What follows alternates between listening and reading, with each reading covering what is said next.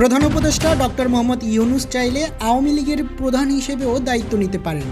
গণ অধিকার পরিষদের সাধারণ সম্পাদক রাশেদ খানের এমন বিস্ফোরক মন্তব্যে রাজনৈতিক অঙ্গনে নতুন করে আলোচনার ঝড় উঠেছে। তিনি অভিযোগ তুলেছেন, অন্তর্বর্তীকালীন সরকারের পুরো কার্যক্রম আসলে আওয়ামী লীগকে পুনর্বাসন করার কৌশল মাত্র। 30 সেপ্টেম্বর মঙ্গলবার নিজের অফিসিয়াল ফেসবুক পেজে দেওয়া এক স্ট্যাটাসে রাশেদ খান লেখেন, আমি মনে করি অন্তর্বর্তী সরকারের কোনো এক উপদেষ্টাকে আওয়ামী লীগের প্রধান হিসেবে বসানো যেতে পারে। চাইলে প্রধান উপদেষ্টাও নিজে সে দায়িত্ব নিতে পারেন।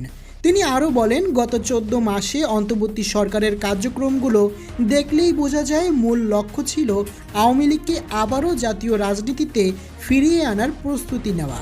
এখন যদি তাদের সংগঠন পুনর্গঠনের দায়িত্ব এই সরকার পায়, তবে এটি জনগণের সঙ্গে প্রতারণা ছাড়া আর কিছুই হবে না। সাংগঠনিক কার্যক্রম নিষিদ্ধের নামে বিপ্লবী জনতাকে ধোঁকা দেওয়া হচ্ছে। এই বক্তব্যের সঙ্গে তিনি একটি জাতীয় দৈনিক একটি ফটোকার্ডও যুক্ত করেন। সেখানে উল্লেখ করা হয়, প্রধান উপদেষ্টা ডক্টর মোহাম্মদ ইউনূস জিটিওকে দেওয়া এক সাক্ষাৎকারে বলেছেন, আওয়ামী লীগ একটি বৈধ রাজনৈতিক দল, শুধু সাময়িকভাবে তাদের কার্যক্রম স্থগিত রাখা হয়েছে। যে কোনো সময় এই নিষেধাজ্ঞা তুলে নেওয়া হতে পারে। ডক্টর ইউনূসের এই মন্তব্য প্রকাশ্যে আসার পর থেকেই রাজনৈতিক অঙ্গন উত্তাল হয়ে ওঠে। সামাজিক যোগাযোগ মাধ্যম থেকে শুরু করে টকশো কিংবা রাজনৈতিক বিশ্লেষক সব জায়গায় এখন আলোচনার কেন্দ্রবিন্দু আওয়ামী লীগের ভবিষ্যৎ। অনেকেই প্রশ্ন তুলছেন অন্তর্বর্তী সরকারের নিরপেক্ষতা নিয়ে। একদিকে সমালোচকরা বলছেন আওয়ামী লীগকে পুনরায় সক্রিয় করার এক প্রকারের নীরব প্রক্রিয়া চলছে। তাদের মতে, যারা অতীতে নানা বিতর্ক আর দমন নীতির কারণে জন আস্থা হারিয়েছে, তাদের আবারও রাজনীতিতে ফিরিয়ে আনা হলে অন্তর্বর্তী সরকারের বিশ্বাসযোগ্যতা প্রশ্নবিদ্ধ হবে।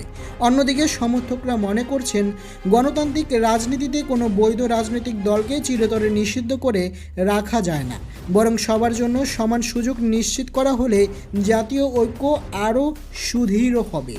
এর আগে আওয়ামী লীগের উপর নিষেধাজ্ঞা আরোপের সময়ও এ নিয়ে তীব্র বিতর্ক দেখা দিয়েছিল।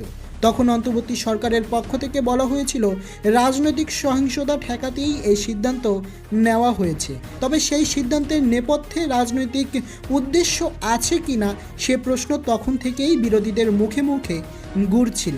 এদিকে অন্তর্বর্তী সরকারের নেতৃত্বে অতীতে কয়েক মাসে নির্বাচন কমিশন সংস্কার, দুর্নীতি দমন অভিযান এবং রাজনৈতিক দলগুলোকে নতুন কাঠামোয় আনার প্রচেষ্টা দেখা গেছে। কিন্তু আওয়ামী লীগের বিষয়ে প্রধান উপদেষ্টার সাম্প্রতিক মন্তব্য অনেকের চোখে এই প্রচেষ্টার স্বচ্ছতাকে প্রশ্নবিদ্ধ করছে। সব মিলিয়ে প্রধান উপদেষ্টা ডক্টর মোহাম্মদ ইউনূসের বক্তব্য ও রাশেদ খানের সমালোচনা দুটিই এখন জাতীয় রাজনীতিতে নতুন করে বিতর্ক উস্কে দিয়েছে। আগামী দিনে আওয়ামী লীগকে রাজনৈতিক মঞ্চে ফিরিয়ে আনার প্রতিক্রিয়া আদৌ শুরু হয় কিনা এবং তা কতটা গ্রহণযোগ্যতা পায়, এখন সেটাই দেখার বিষয় হয়ে দাঁড়িয়েছে। মোহাম্মদ কাবির, রাজনৈতিক ডেস্ক, দোয়েল নিউজ।